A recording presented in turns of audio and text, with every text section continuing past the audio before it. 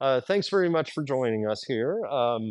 I'm Jason Sharp of CapEx Ventures. I'm kind of going to act a little bit like an MC.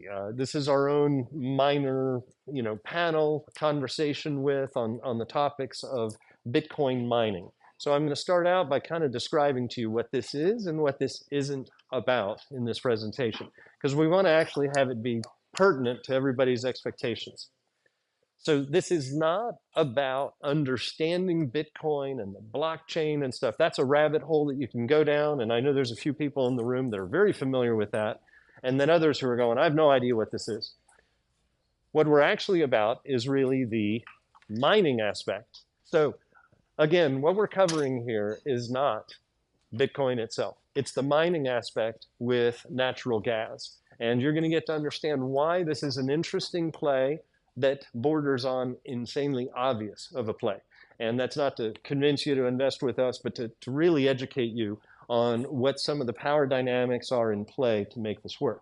So this conversation is going to be amongst these two very knowledgeable colleagues. We've got Christine Cranley and Will Crozier, and for your benefit, I'm going to go ahead and give them an opportunity to introduce themselves. So Christine, tell us how you got involved with Bitcoin, why you're sitting here, not just because it makes me very happy to have you join, but, how are you even related to this Bitcoin mining and maybe even an aha moment to get you here? Yeah, so I went down the Bitcoin rabbit hole, as we say, in 2021, locked up for COVID. The commercial building that I helped manage went into foreclosure during that time because we were in downtown DC. So moved back to Texas, had a chance to remake myself, and I just started looking into what is our monetary system, and it's based on debt. So the more debt that we have, the more the money supply grows. So all this stuff that's being shipped all over the world, all the money bailouts, it's not coming from our taxes, it's growing the supply.